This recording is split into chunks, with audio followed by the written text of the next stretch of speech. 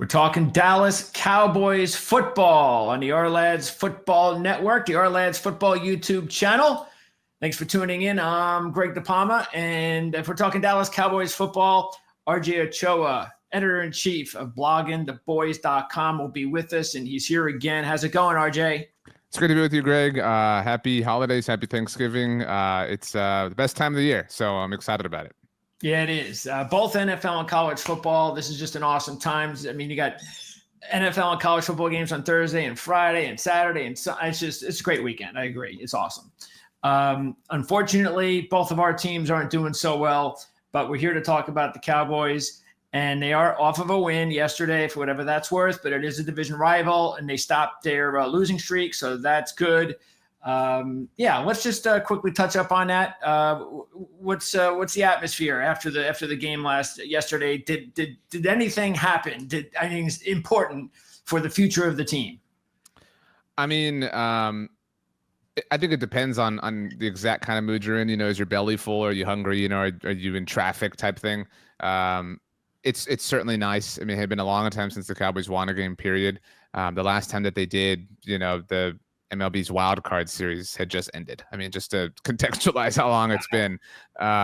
So it's helpful. Obviously they've lost, but there's been so much just toxicity and the sun and blowouts. I mean, just, you know, things that you just get tired of talking about. And so that they won on the road against a division rival as a double-digit point underdog against their former defensive coordinator, a person many of whom believe was a better candidate for the job that Mike McCarthy holds. That's not a defensive Mike, obviously, but it just was. It's that scene from The Office where Kevin says, you know, it's just good to win one, I think, and especially if you're a Cowboys fan, you're well accustomed to what life is like during Thanksgiving. Obviously, you mentioned all the games that are going on this week, but you know that, you know, when you break bread, your aunt or your uncle is going to, you know, talk to you about this. And so it's a little bit different to go into on a positive note than it is a 6-game losing streak. And so more than anything, the vibes are less toxic, which is an improvement on the state of affairs. Yeah, the other team that the Cowboys are playing will be dealing with their 6-game losing streak. So nobody's crying for them in Dallas. Okay, so yeah, let's first talk about, because we're going to go over a bunch of things here, but I want to talk about the talking about the future. Let's talk about the class, because I think that was one of the last things we did touch up on when we were going over the beginning of the season and all that kind of stuff, because the draft class at this point just hasn't materialized. Maybe that's the nicest way of putting it. I know, of course, you got injuries to deal with as well, which definitely has impacted the Cowboys overall this season. Is there anything, give me anything positive to speak of the 24 class? I think Cooper Beebe has lived up to what a lot of people thought he could be. He's probably been the most successful pick, certainly relative to, you know, investment. So learning on the fly, a little bit of, you know, baptism by fire type stuff will go a long way for him, you know, in his second and third NFL seasons, obviously. Tyler Guyton has, you know, 2 years ago when the Cowboys took Tyler Smith out of Tulsa, the rap on him was that he was this penalty machine, and he wasn't, you know, void of penalties his rookie year, but it wasn't that big of a deal. Tyler Guyton has been a penalty magnet, and he's dealt with injuries, and the Cowboys have also sort of rotated him in and out, and so that's kind of been strange. Obviously, you mentioned injuries. Marshawn Neal in the second-round draft pick has missed some time. He just returned after that missed time on Sunday in Washington, and so little bit less than initially desired, obviously, I think, for a lot of people, but you come away with two legitimate offensive linemen, and I think people believe that that's a solid building block for the future. Yeah, because some of the other guys, they haven't exactly looked the part so far. They have had playing time, whether it's the linebacker, the corner. Haven't seen much myself out of this Flournoy kid.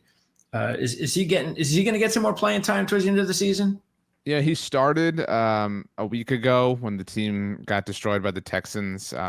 Brandon Cooks has obviously missed most of this season at this point, and CeeDee Lamb is a one-man show right now. So not a ton of action there. You mentioned the linebacker, Maris Liufau. He's been solid, I would say, and has seen a lot of reps himself.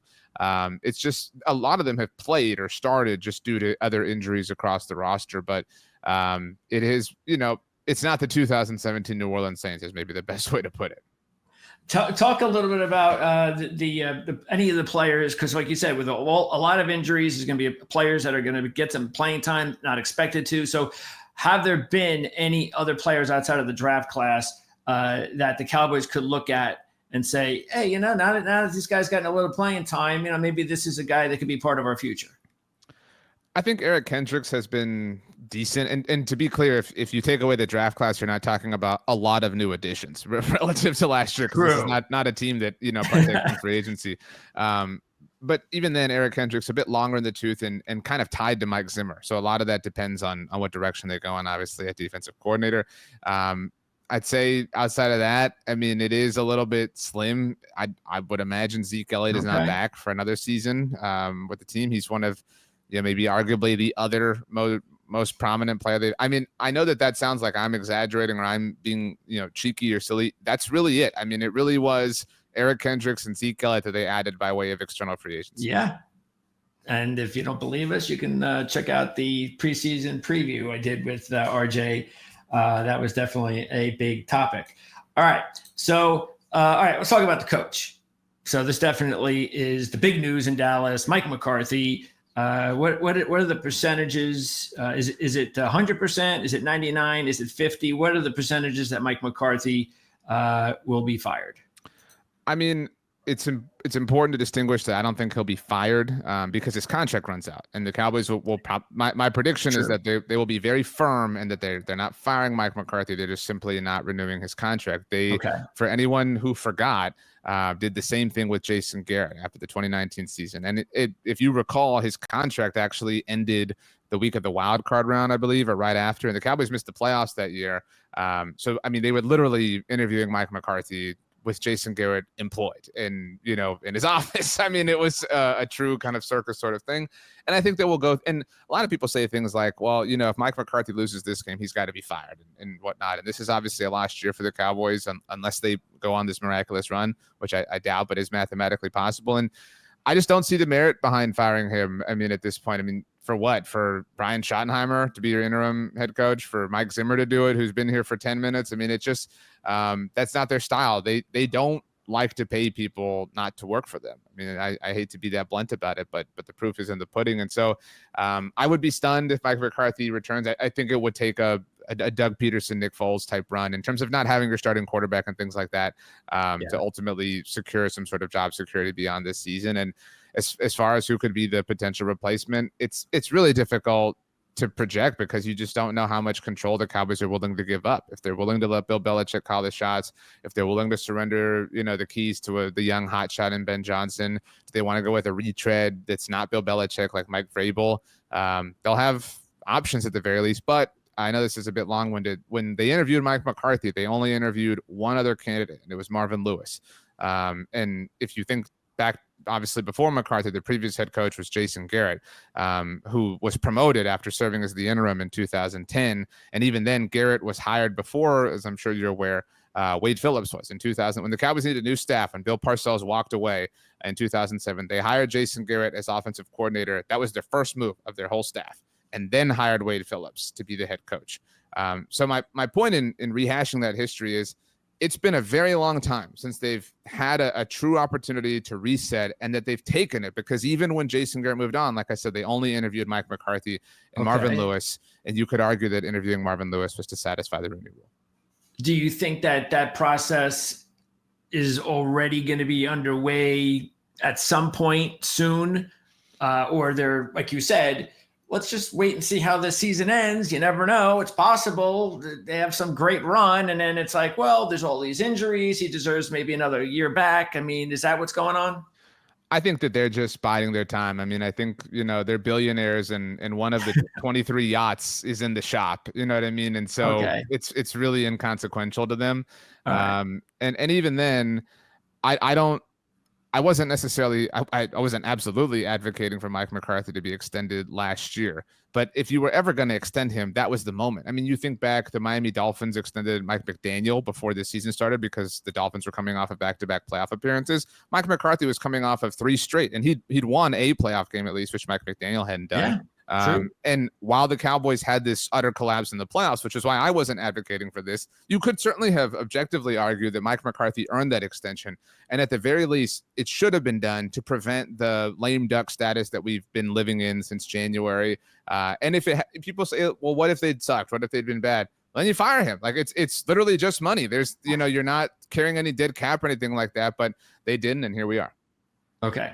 So any chance at all that Mike Zimmer would be a candidate, a serious candidate?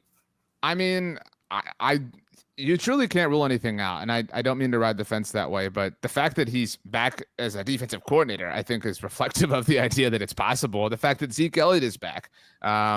I would tell you, the kind of fun, sarcastic, bold prediction I've had that I kind of halfway mean as a bold prediction is that Jason Garrett gets an interview. I mean, tell me you couldn't, see an Adam Schefter headline that says, the Cowboys have been so impressed with how Jason Garrett has studied the league while he's been in television and really feel like he's evolved as a head coach or something like that. Okay. The other variation of that horrible rabbit hole is Jason Witten. Who's kind of, Jason Garrett 2.0 in terms of former player. He has been coaching in high school, coaching his son within that. I mean, it's so if I'm going to even facetiously throw out Jason Garrett and Jason Witten, you can't ignore the idea of Mike Zimmer. Okay. Well, because the names you brought up, especially, Belichick and Johnson, I mean, these are guys that they're going to be at the top of everybody's list. Now, whether or not Ben Johnson, I mean, I admire everything he's doing, taking his time. He's going to get the perfect position he feels. And you also kind of feel, though, and this is why I don't know if this is a Dallas thing. I just get the feeling that when he goes, someone like Agnew is going to go with him. It's going to be a partner thing, and they're going to go to an organization to try to, get that, kind of repeat what's going on in Detroit. To me, that's not Dallas, because obviously we know who's running the show there. But then again, money talks. So we'll see. As far as Belichick, it kind of does remind me, of course, of Parcells. Is that, hey, hired Belichick. That's why as a Jet fan, that's the way I feel about Belichick. But of course, the relationship is very good with Woody Johnson, which is the reason why I don't think that's going to happen. But with Dallas, it's the same thing. And I would feel pretty much like, oh, that makes a lot of sense. If Parcells went there and actually did pretty well, so could Belichick. So how realistic do you think a Belichick to Dallas scenario could be? I mean, it's difficult, I think, to envision a world where Jerry Jones would be satisfied with somebody else absorbing any credit or even attention. And obviously Bill Belichick would. But I mean, I think we look back on him hiring Bill Parcells as him reeling him in, him landing, that, and we regard that to be this impressive feat. And I think, it's obviously the connection between Parcells and Belichick is very well known. I think it would be viewed in a similar manner. And I've thought about this before. I think if Tom Brady had won that 7th title with the 49ers, if he had joined up with them, if things had worked out that way, I think that title would be regarded much more differently from a narrative standpoint. But because it was the Buccaneers, it was like, wow, it's the Bucs. Like, nobody really cared. It's like the Rams Super Bowl they won 3 years ago. Nobody really cares about that.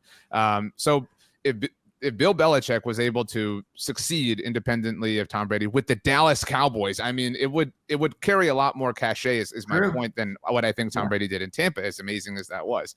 That's true. And so I do think that Jerry would be enamored to be a part of that. And plus, Bill has obviously become more comfortable in front of a camera and behind a microphone over the last few months or 9 months or whatever it's been. I don't think you can rule it out. I mean, but I will say we have kind of seen the Cowboys, like a lot of teams, flip and flop with coach archetype, going from, the Grizzly veteran to the young, new hotshot mind, if you do want to put Jason Garrett in that category when he was anointed. And they went from Garrett to Mike McCarthy. So, for lack of a more distinguished way to put it, Belichick is cut of the same cloth as Mike McCarthy, the previous champion who's been there, done that, has skins on the wall. And you don't necessarily see a team stick to one archetype twice in a row, if that makes sense. Are there any other names, rumors, anything that you've heard regarding college coaches besides Dion? And speaking of Dion, how realistic is that? Again, I mean, I don't think you can rule it out. I do think from a practical standpoint, if I had to guess, Dion would, if he was going to coach in the NFL, would want to coach his son, and True. That makes logical sense. And people will say what they want and national shows will say what they will. There's just no way the Cowboys are moving on from Dak Prescott in 2025. So again, anyone can feel one way. They can think he sucks or think he's terrible or overrated, whatever. But the objective fact of it all is that they can't move on. They're not moving on from him. He is the starting quarterback of this team for the foreseeable future in what would be the life of the rookie contract of Shedeur Sanders. So it just doesn't make pragmatic sense. As far as other collegiate coaches, I mean, they haven't gone that direction since Barry Switzer. I mean, which is really saying something. Now, they were connected forever and ever to Lincoln Riley. Yeah. Obviously, but before he left to USC. Yeah. And that hasn't necessarily gone very well. So No. you do wonder. You wonder about Cliff Kingsbury, maybe. Obviously, had a cup of coffee in the state, a couple cups of coffee, and has had some success. And he would be, again, gravitating towards the other archetype, the young hotshot guy, whatever.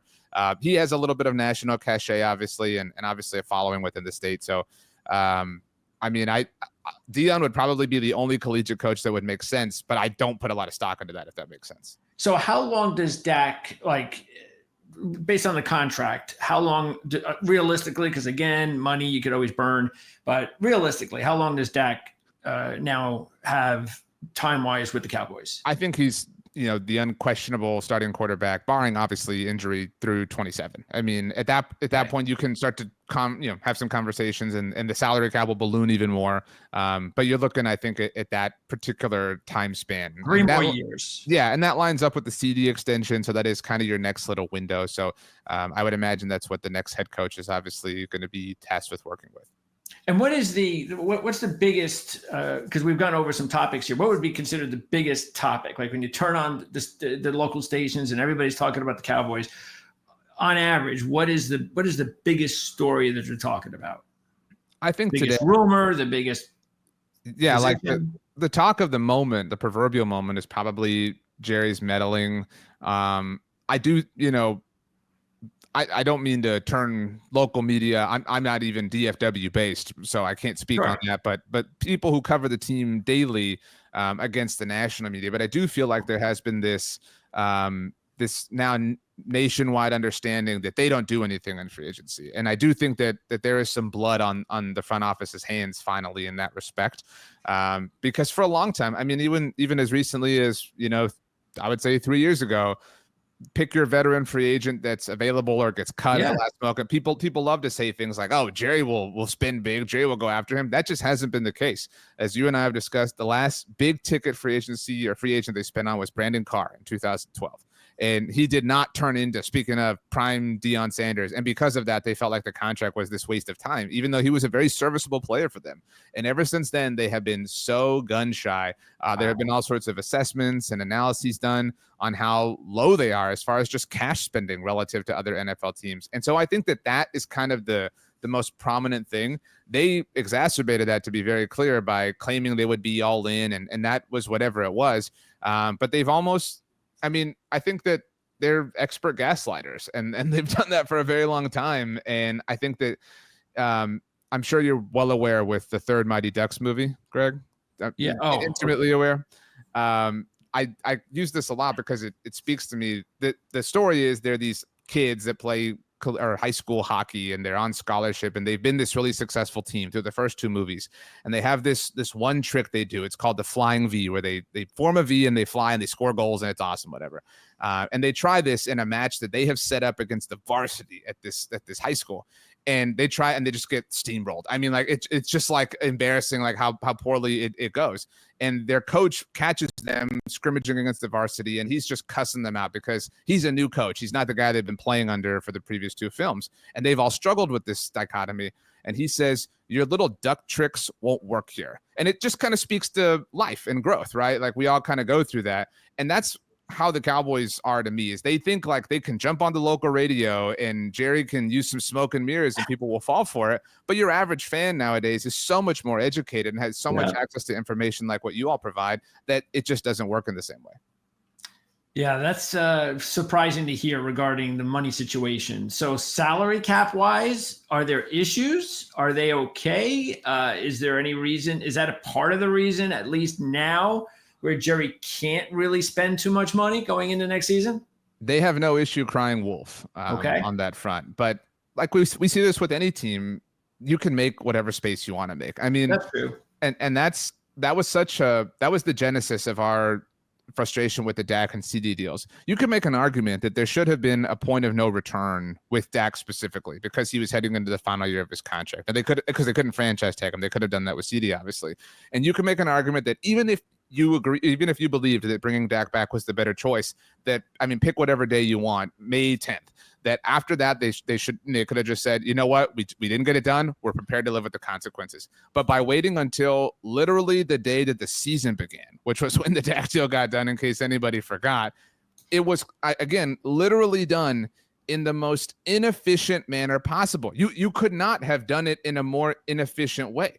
And so because of that, they can now cry wolf about it even more so. They can now in 2025 say, well, the cap space and Dak and, percentage of the pie and all this kind of stuff. When if they had taken care of the Dak extension and the CD one for that matter, and the Micah one for that matter, at the beginning of the offseason, they would have created even more salary cap space to work with. If they had gotten the Dak extension done at the beginning of the 2023 offseason, before Jalen Hurts got his deal, or Lamar Jackson, or Justin Herbert, or anybody else that cycle, they would have had even more salary cap space for 2 years. But they didn't get these things done then. They procrastinated and waited until the last moment. And even while procrastinating, they still could have signed Derrick Henry or whoever you want. But there are enough people who just absorb this information from Facebook or word of mouth that they don't know these things intimately, and they believe what the Joneses say.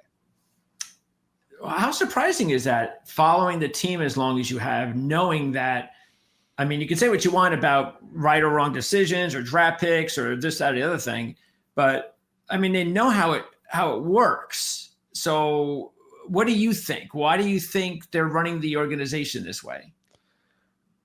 It's said often, and it's hard to believe. And I think it's hard to believe at first for someone like me, because you live in the echo chamber that is covering the team, and you live in the intimate knowledge of these things. And you think, like, how could everybody not know this? And then you kind of recognize, you're the 1%, that is, consuming this all the time.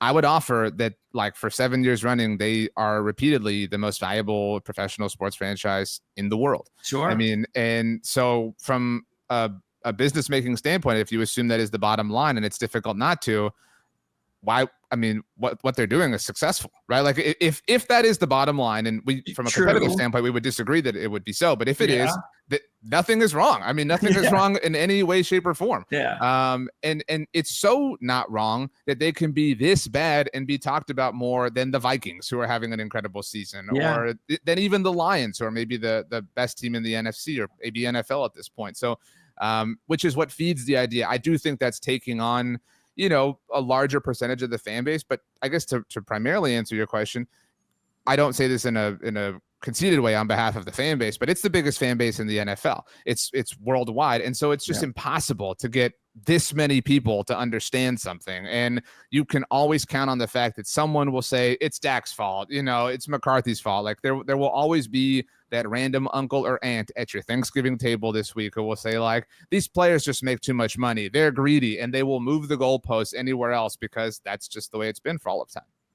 So if there's a Dallas Cowboy fan out there watching this, and they're hoping for something to change, something to be different with the way that this team has been run, and just even this last year with the contract situation, or this season, is there any hope? Is there anything that you can kind of tell them to make them feel a little bit better at that? Because I always hear, as a Jet fan, I always hear the same thing too about Woody Johnson is well, it's not like complaining about a head coach. He's not going anywhere. So you can complain all you want. It doesn't matter. He's not selling the team, just like Dallas. So you can't say Jerry Jones. You could say it, but it's useless. He's not selling the team. So but eventually he does need to give someone else some more power to run the team. Now, it could be 10 years from now. It could be this offseason. Is that what fans are hoping for at that point? Or are they just, like you said, are they just kind of, hey, it is what it is, and, this is the life of a Cowboys fan? I hate to be that much of an Eeyore about it, but it is the case. I mean, and you bring up the Jets. We could bring up the Chicago Bulls. We could bring up, a number of different teams across professional sports that are just, money printers for their owners. And, and in a practical sense, I understand, like, why would I work significantly harder to maybe make, like, 0.05% more. You know what I mean? Like the return isn't worth the investment in that sense. I was reminded, I'd forgotten this happened, and internet was a popular place in 2013. Don't get me wrong, but it was not what it is now. Nowadays, an owner like Jerry Jones says something and it is immediately available everywhere. So maybe you don't know the quote that I'm talking about, but a mandatory shout out to the great Bob Stern from The Ticket in Dallas, has an incredible Substack. And Stern wrote about this, and I'd forgotten about it. If you recall, the Cowboys, and this sounds like a joke, but it really happened. They lost 3 consecutive Week 17 NFC East title games. It was winner takes the division, loser misses the playoffs.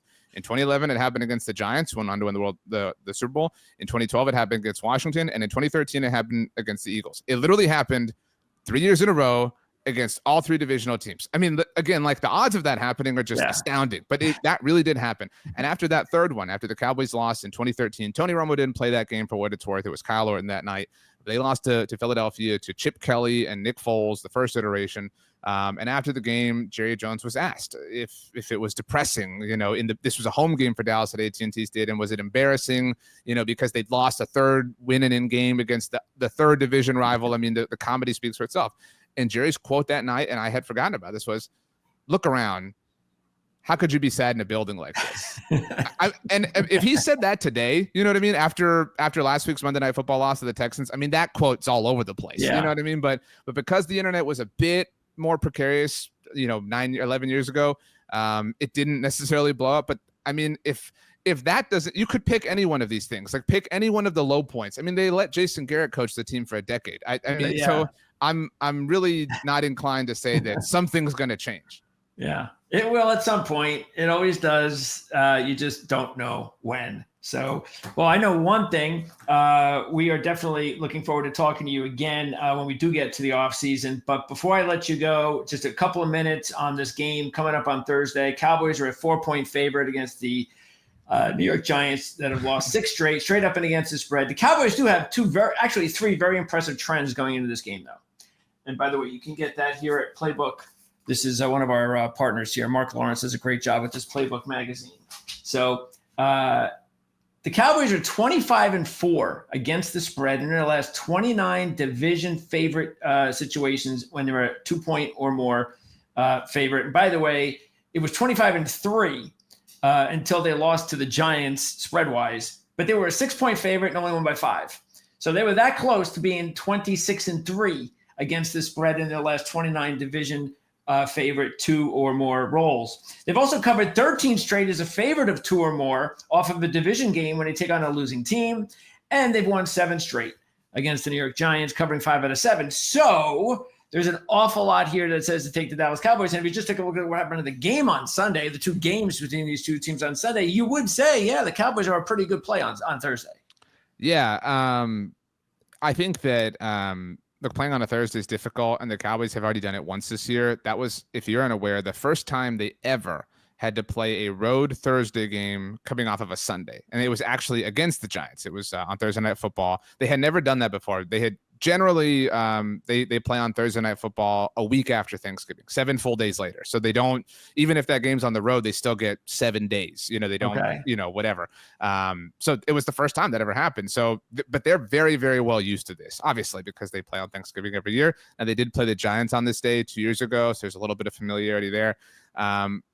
Everything you said is mathematical and evidence-based, and I certainly don't disagree with it. But beyond all of that, if there is a team that has quit in the NFL, it's the Giants. And so like that. Yeah. I don't think that having to be torn away from their families on Thanksgiving and have to hear, different people and their families say, "Are you sure? I wish you could just be home," and all that annoyance. I mean, I just have a very difficult time seeing how they win this game, how the Giants do. And therefore, I don't even think they'll cover to that point.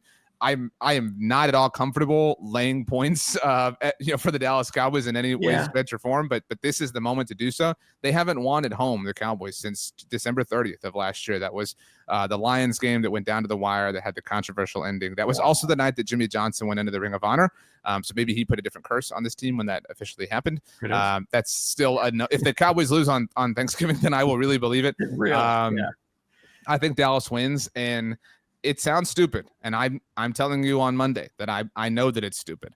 But when the Cowboys win on Thanksgiving, on Friday morning, I will write the article about their path to the playoffs. Because, I mean, if you look I don't believe that they're a playoff team, to be very clear with you and upfront with you. But their next game is on Monday Night Football. So they get a really long, mini bye relative to Thursday Night Football, obviously. And it's against the Bengals, who are downtrodden, and who knows what will happen between now and then. And after that, they get the Panthers. And after that, they get this Bucs team that, looks tall because they just played these Giants. But other than that, they just lost 4 in a row. I mean, it's not – I've definitely seen stranger things happen, but I would not bet on it myself. All right. Well, that would be interesting, and at least that would be a nice little take. I'm sure you're already getting that ready. You might as well, because, again, I just can't see the Giants winning. And we actually talked about this on several of our shows last week about the idea of certain teams out there that do look like that they have just given up, whether it's on their coach or the season or whatever the case may be.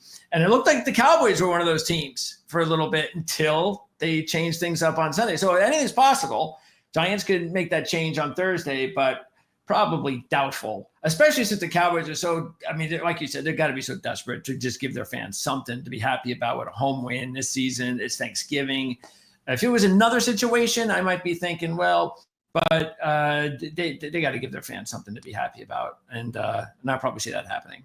Yeah, and with their next game on Monday Night Football, I do think it provides it's kind of like keep it going. You go on like a 4-mile run. When you get to that last like 3/4 of a mile, you're like, well, this really sucks, but like it's just 3/4 of a mile. Like I can do this. I can make it through this, and then when I do, it's over, and I don't have to worry about it anymore. And I think if the Cowboys get to Friday morning having won their last 2, and they get till next week's Monday Night Football game, which will be alternate casted with a Simpsons theme, I'm sure you saw.